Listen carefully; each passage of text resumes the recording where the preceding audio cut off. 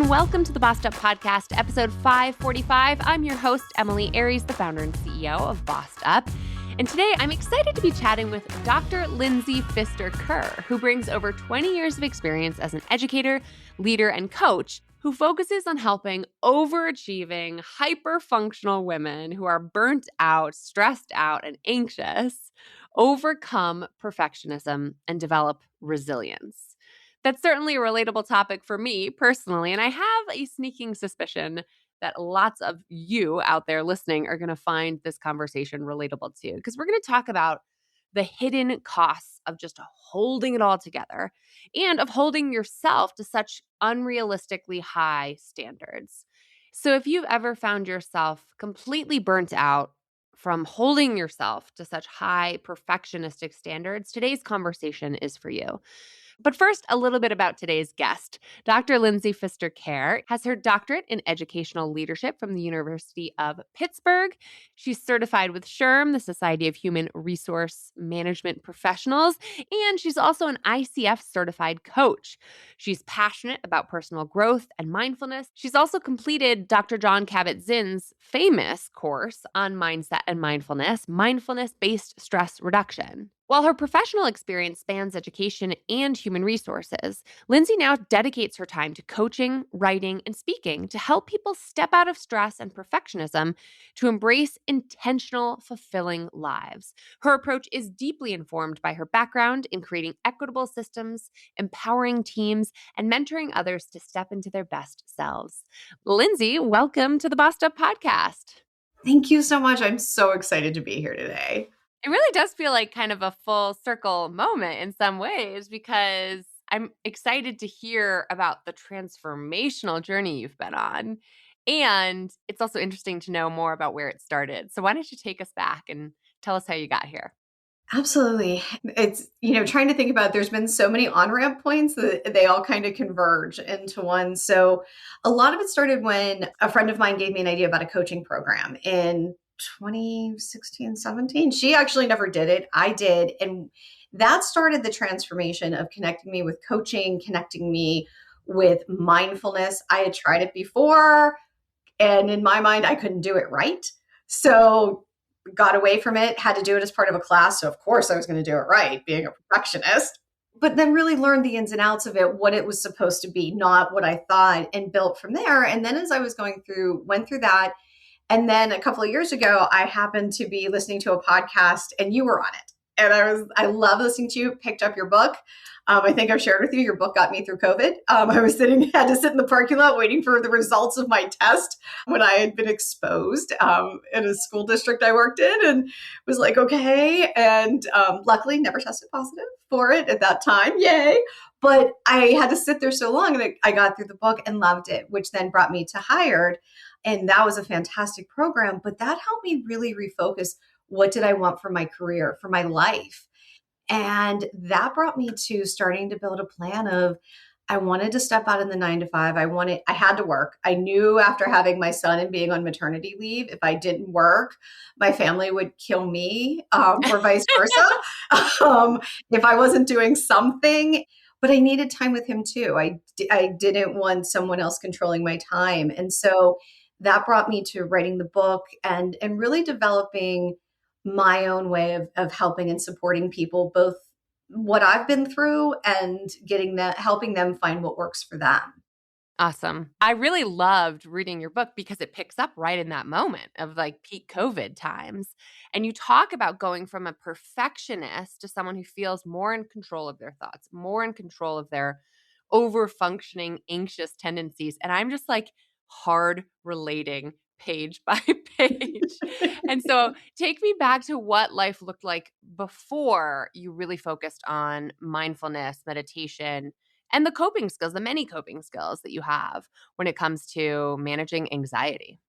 Absolutely. So previously, in my mind, it was only affecting me. So I could kind of check out, sit and binge watch something, and didn't really have to think about, because the only person who had to put up with me was my mom, and God bless her, she's done it since I've been little. So she just worked with me and we moved on. And I was only affecting me. Was it miserable? Yes.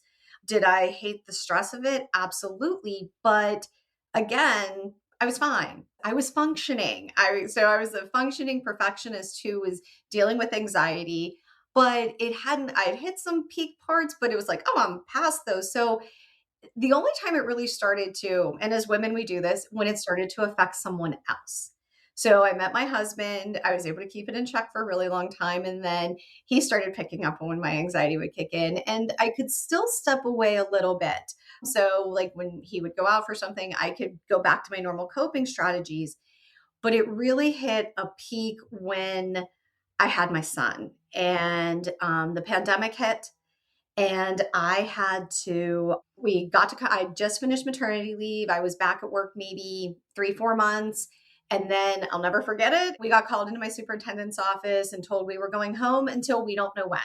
And it was like, okay, no big deal. It's all good. I went home and was getting to be with my son, which was great. I could work, which was awesome. And I was loving all that. But every time the phrase started coming up, like, hey, we could come back in, I would start to panic, but I wasn't telling anyone because I could lock the door and then the panic would go away. And what I didn't realize is how much it was building in the background until as I shared in the book, I was sitting at breakfast one morning and luckily my son is not old enough to remember it.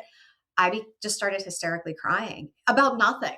Because it wasn't even in that moment I was feeling the tension. I started crying and I looked up and my sweet husband like he just had this like scared look on his face, like he's like, "Are you okay?" And I'm like, "No, I'm not." And I had hid it for so long because they kept moving the date or whatever. I'd get little glimpses of relief, and I in that moment I got up and walked away, and I was like, well, if it's just me, I could work through this, but I don't want my son remembering mom just breaks down randomly. I couldn't put that pressure on my husband of trying to, fix me or hold me together. And I'm like, something has to happen here. And that was the big turning point for me. Like before that, like I said, I could break away, do a little detachment, whatever it was. Well, you were holding it all together is like the image, and you use that terminology a lot, and I think it's so relatable, this idea of, like, how much pain can I withstand? How much suffering can I do silently? Having a panic attack in the car so nobody knows. With anxiety, you mentioned, binge watching TV, which doesn't fit the profile, but I can so understand where that comes from, right? Like, so this kind of experience of anxiety often looks like you're so fixated on controlling everything and holding it all together, and then you hit some kind of wall and you got nothing, right? And so for me, it was doom scrolling on social media. And that's part of the reason why social media is not for me. It's just not good for me. Like it's such a drug from a dopamine standpoint for me. I remember in the pandemic era, I had to uninstall TikTok almost like less than a year after installing it because I was like, I've lost days to TikTok. And I'm like, what is happening? And it was anxiety. It was like the flip side of overfunctioning. So can you just tell me more about what that looks like so that the women who are listening who are like, is she talking about me?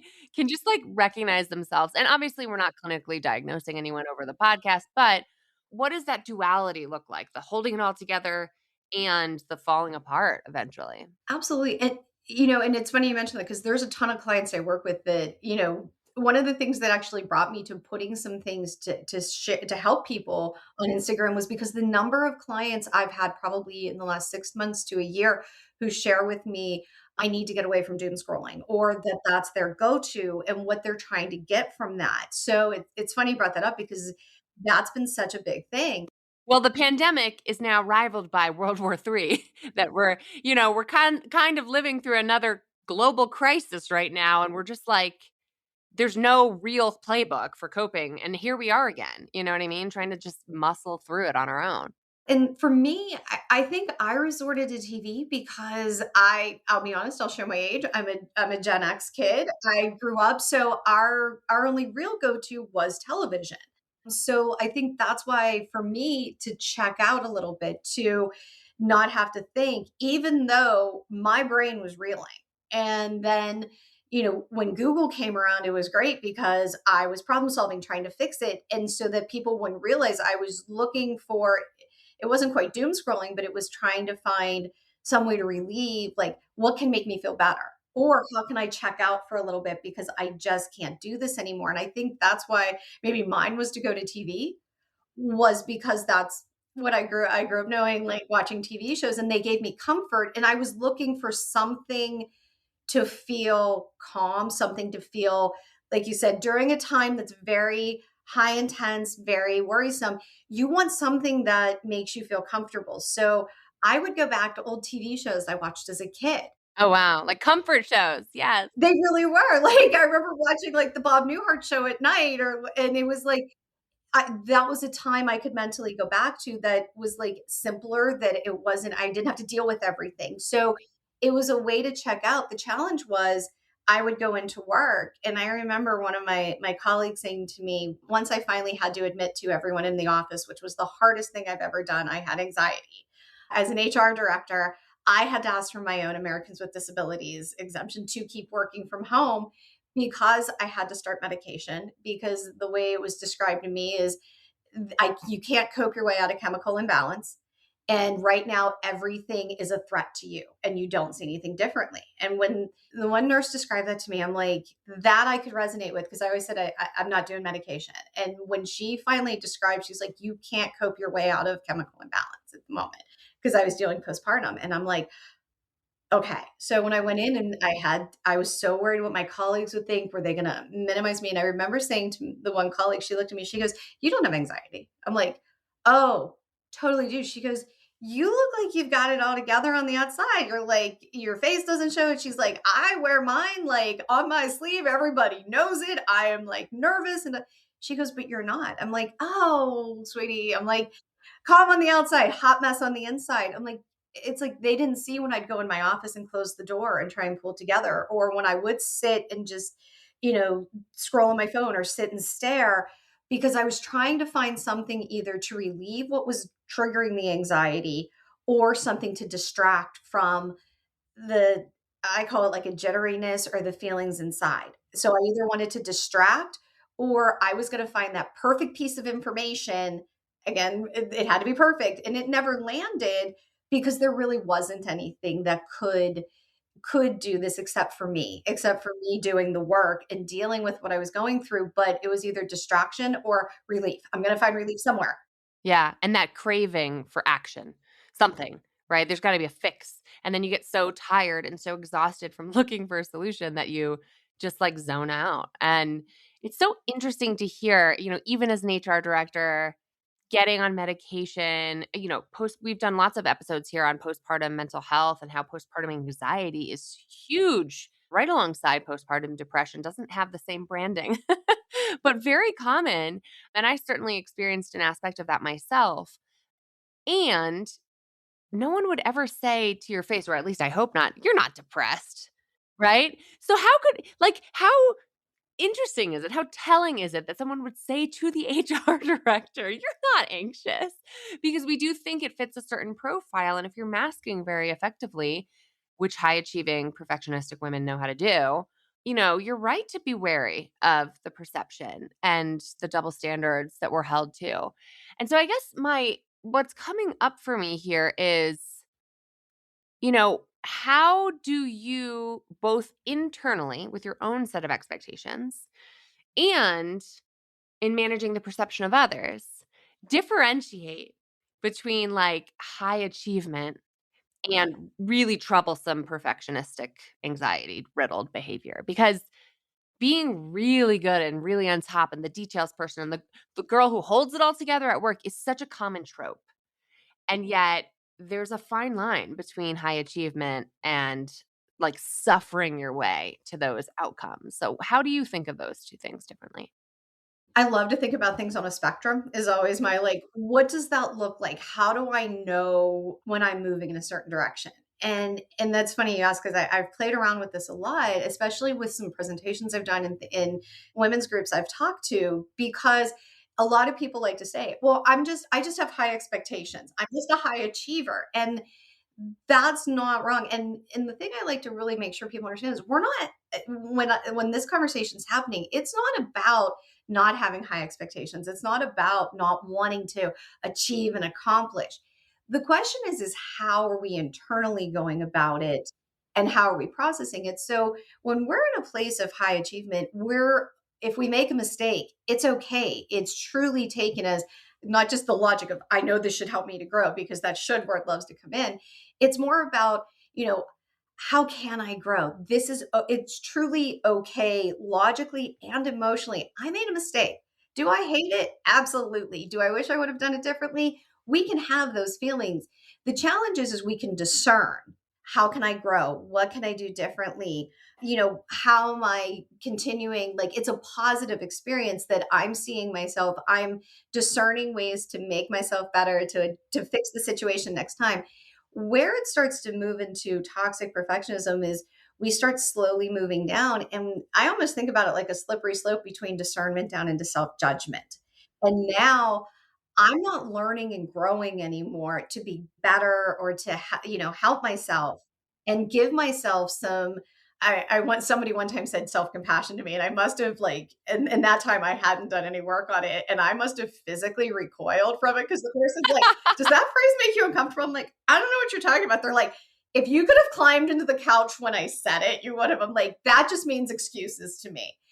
And so but when we're in that space, we can, now that I'm better with it, I call it grace because it makes you feel a little more comfortable, but we can have some self-compassion. We can be okay with what happened. When we start sliding, we can still be starting to move into some perfectionism, but we can still have some wiggle room, like being a little harder on ourselves a little longer, but being able to come out of it and get back to, how can I grow?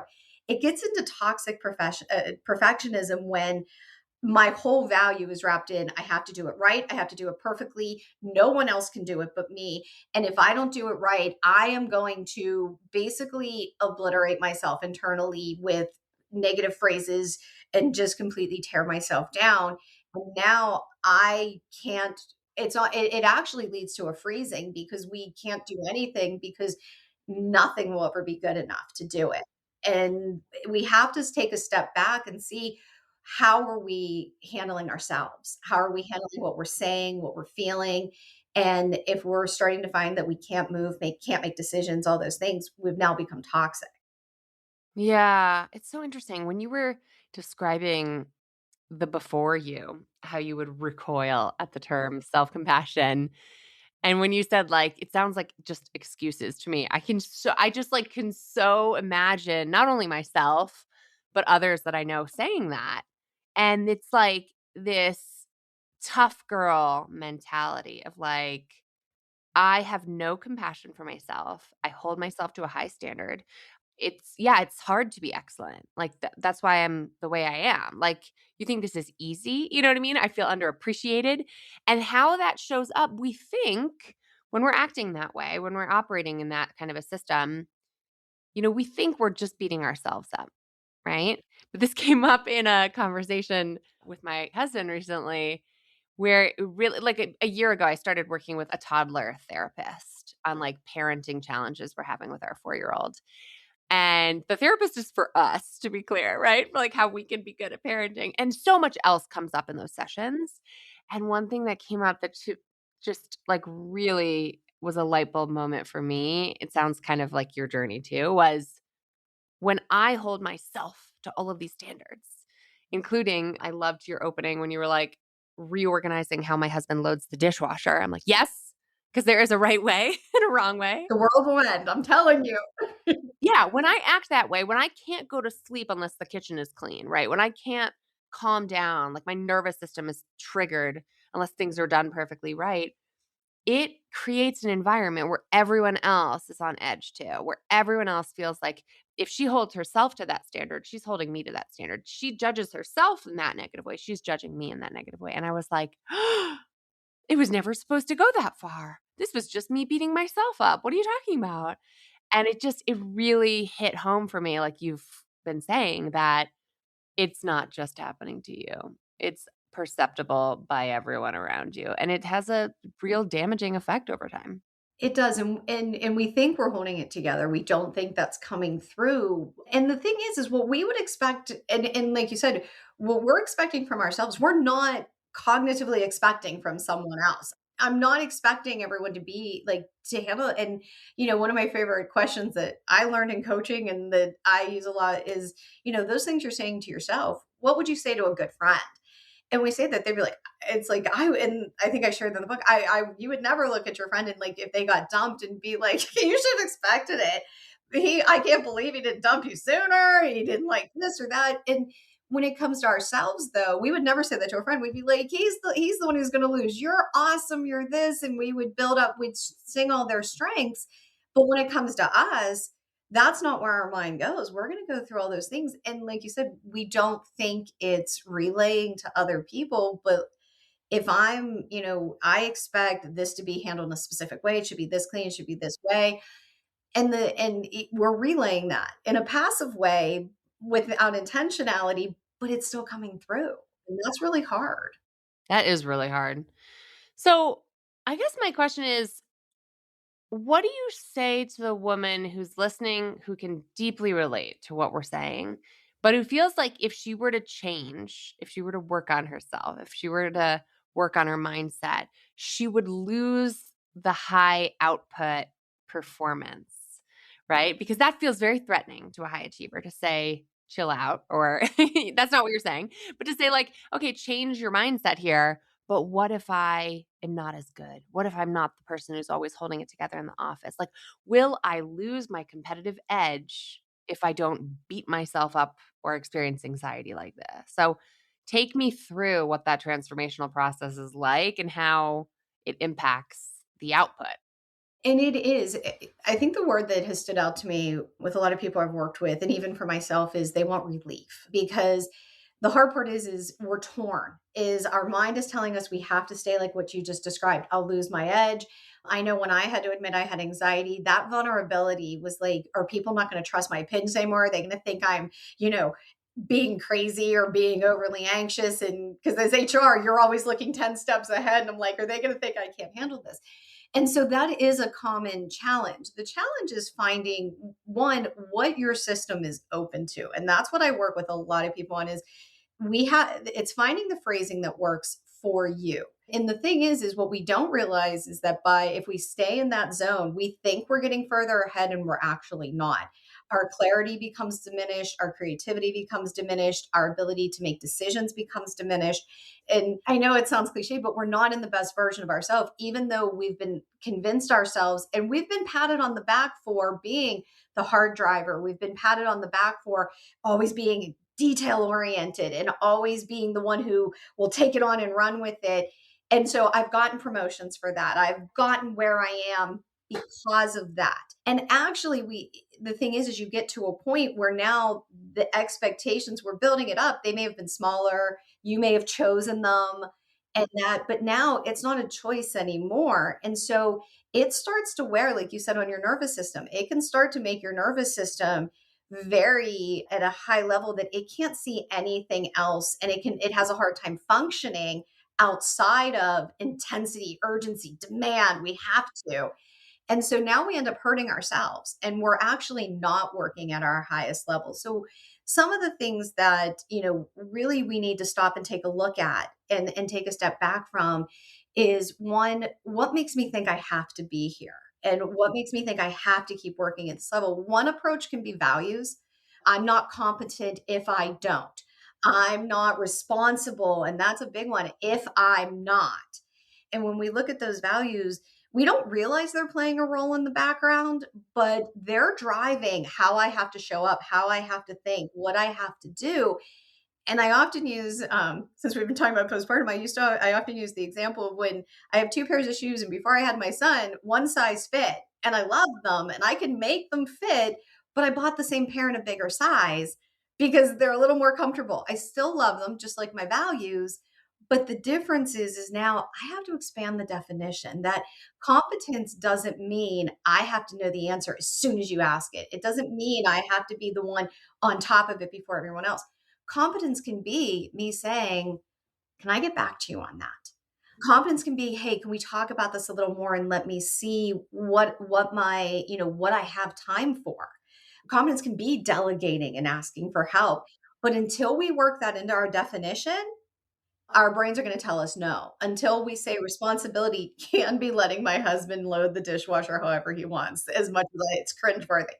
Or responsibility can be letting, sharing with someone else what we're struggling with. That can, we're still being responsible because if we're trying to hold it all together and all we're worried about is that crack in our veneer showing, we're not going to be focusing on what, we're really not fully focused on the work if our system is inundated, overloaded, and we're stressed to the point that we're not making good decisions anymore. Right. It sounds like you're saying, like, it's all about expanding your thinking from this, like, rigidity and this clinging to what it means to be perfect, to just expanding that definition, which is a really beautiful way of thinking about that. Talk to me about default thinking. So much of what you write about is about self-awareness and kind of uncovering those value systems that might be steering your ship, so to speak, without you realizing it. How do you start to uncover your default thinking? My two favorite things to talk about are self-awareness and intentionality because they're huge. One of the examples I often use, especially with intentionality, is when I'd been doing this work. And that's why I wrote the book was stopped for a moment and asked how I got to a point. I had a really life-changing moment. It was literally 5 seconds, but it helped me realize what I had been doing. So when I was in HR, I got an email and it was someone threatening a grievance. And those usually ruin my day. And I started panicking and we had to get it fixed. And I went to reach for the phone because I was going to fix this because I wanted this feeling to go away. It was a bad decision. Like calling was a very bad decision. I would have made the situation worse. There really wasn't a problem, but my nervous system, my approach was perceiving it, and I could have really made things horrifically worse. And I was reaching for the phone because I was going to take care of this and get this feeling to go away. And when I was at the phone and my hand paused, and I'm like, "Wait, read the email again. Just you can call in 5 seconds." And I read the email again. It's like, wait, they were just saying this could be. B, we know we didn't do anything wrong. And C, there is no problem right now. You're going to make a problem. And literally, I was able to sit back down. I didn't make the call. And it was like, what decision do I need to make right now? I need to wait because I'm going to make this worse jumping in here. And I waited, and that's really that moment really kept sticking in the back of my mind of all this stuff I've been doing, whether it was the vulnerability of having to share that I had anxiety, the self-awareness of learning about what was important to me, starting to be accepting of self-compassion, and really through my coaching, really understanding what role values were playing. And then you work in my meditation, my mindfulness, some gratitude, and I started finally realizing all these things were coming together and they made me a stronger leader and they made me a stronger at my job because I could make better decisions. I could assess what was a real threat. I could assess what really was not that there's a right way to do things, but I had a much clearer insight as to what approach would be much more collaborative, successful, helpful. And that's why I wrote is because I wanted to help people and I went back and said, "Wait, what got me here?" And that's when I started seeing these parts and I got relief because in that moment, that would have ruined my whole probably next 36 hours because there was nothing to fix, but I was going to. And I was able to start to see how I was able to be better by taking that pause and just asking myself a couple of questions. And I found questions can really stop us in our tracks. And that was the biggest thing was, being able to be intentional and ask myself, like, what does this actually say? Not what's the story my brain loves to tell me. What does this actually say? What do I actually need to do? I think that's such a good example of how that action-oriented, kind of anxiety-driven perfectionist, she thinks she's doing better work, right? But sometimes doing more does not equate to doing better, right? Doing the most is not exactly what that situation needed. And so it's a really good illustration of actually working on your mindset, working on your own relationship to your inner monologue, your inner feelings and experience of anxiety, or just your emotional state and awareness can, in fact, improve your professional outcomes. And so I guess what I'm left wondering is how on earth does someone start to make that happen? Because it sounds so elusive And we've talked about mindfulness a little bit. We've talked about meditation, but practically speaking, what did it look like to work on your mindset in that way? Yeah, and like I said, it was all those things coming together, and it's actually starting to realize not just I need to make a change because need could just becomes one more perfectionistic pressure I put on myself. Check, did therapy today. Check, worked out today. Check, went to meditate, did my 5 minutes of meditation. Yeah. That's Yeah, not and the it's, point. and it's like, but did I do them right? It's not so much did I do them, and did I do them exactly right? Give me my gold star for being so well adjusted. Yeah. Yeah, and the thing is the question is when we hit that point, it's like, I want to do something because this isn't manageable anymore. This isn't, you know, and we have to you have to find the right entry point for you. And that's what's really important to me is offering people multiple entry points because not everyone's ready to jump into coaching or therapy. It's like, oh, I'm not that bad. And that's why I wrote the book is I wanted to give people an opportunity to pick up something that is, not more demanding on their time and give them some coaching guidance, give them some insight. Because if we don't know what self awareness is, if we don't know that meditation doesn't have to be me sitting quiet for 5 minutes with a quiet mind, the key point of meditation is you're deciding where your thoughts are. You're bringing them back to, I want to feel my feet on the ground. I want to see the beautiful sun, whatever it is and not letting your to-do list take over or not letting the conversation from earlier in the day consume you. So my first thing is I think it's learning what are these things and how do they show up and what do they offer? And then building from there, trying some of them out and seeing, do they offer me some space? Do they offer even, one thing I like to talk to people about is, the 5, 4, 3, 2, 1 method. Look at 5 things, feel 4 sensations, hear 3 sounds. If you can, smell 2 things, taste 1 thing. And any of those break the mind spiraling. So I'm frustrated, I'm annoyed, I'm going to take action at that. And you can't be in your body and your mind at the same time. So if you can do one of those, and it sounds really simplistic, and people are like, that won't work for me.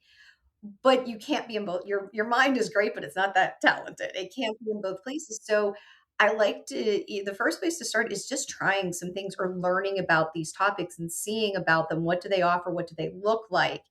And then I think from there, it's finding what works for you. So self awareness isn't going to look the same for everyone. I try to offer people the idea of like asking questions. So even putting up a reminder post it that says, before I respond to an email, ask these 3 questions. If I start feeling anxious, stop and ask, or if I start feeling overwhelmed by all the things that need done, what's the one thing in front of me I need to handle right now? No, not the party planning that needs to start in 6 months or buying Christmas gifts that are how far down the road, which our brain will tell us you need to start now. What do I need to do right now? So when we start playing with little ways, then we start to find small reliefs and small chances to pause, to really interact. And then we can start to build to, if I need more support with this, I can I can reach out to a coach. I can reach out to someone and start to talk to them. Or you can find some, other guides that can help, but it's fine. Learning about it, I think, is one part, and then starting to use small pieces because and just saying I'm going to take this whole thing on is just more stress on your system.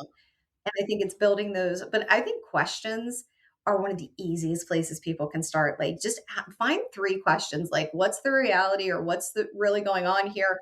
What do I need to know and how do I want to proceed? Yeah, I love that. I mean, so much of your book was kind of choose your own adventure. Like, it's very interactive, right? You can't just conceptualize your way through this. You can't like think your way to a new mindset. It's definitely experiential, embodied work, right? And so I do like this. It's not to be oversimplified, but it's a practice. And you have to start figuring out which elements of a mindfulness practice will work for you. And maybe that includes a medication routine as well. Maybe that includes, clinically diagnosable mental health support and therapy, or maybe it includes coaching, whatever it might be.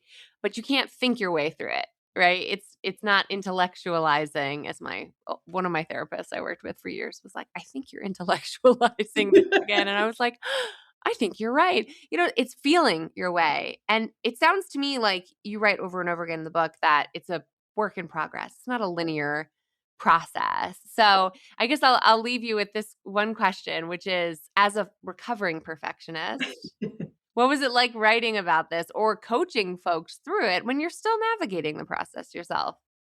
It's funny. Somebody asked me if I set out, do these people find me or do I go and look for clients that, or just do I look for these opportunities? And I'm like, I think it's a mutual admiration. I said, because one, I respect and appreciate that the person has to find what works for their system because all these things that people threw at me, my system was like, oh, you're so cute.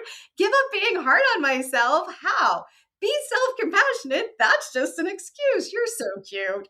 And like I knew my system would keep shutting things down that maybe were very broad and worked for other people, but not for my system. So that was one part to it, is finding what worked with my system. And I think the other side of that is I do this work because also I want people to be able to step into a non-judgmental space. A lot of times it's like, just find the silver lining, just think happy thoughts. And it's like, oh, I wish I would have thought of that.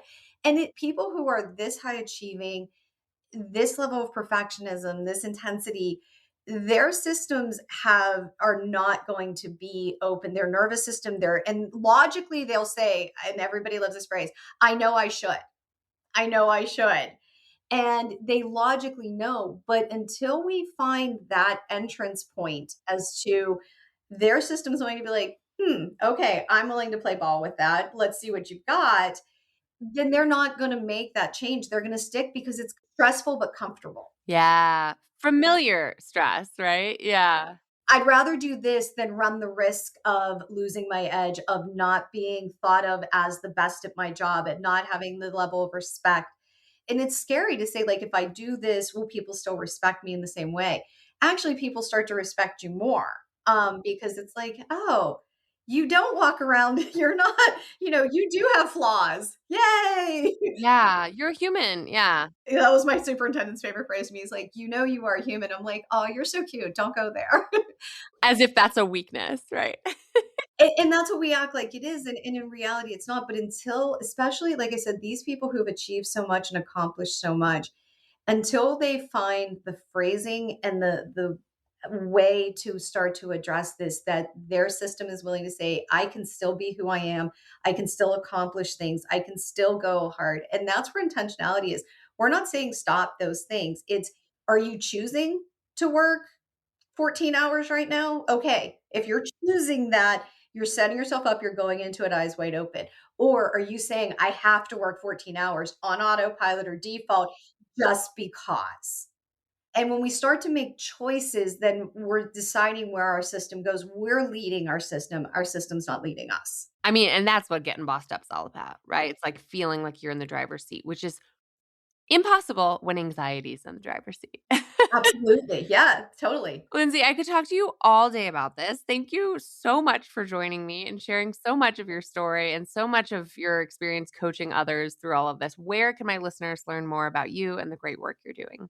Absolutely. The main place they can head to my website, which is LPK Coaching, and I have a quick 3 minute. It's a 3 minute reset, but it's a download that you can hang up in your office, keep a picture on your phone that helps you pause and actually ask those questions I shared and catch your breath.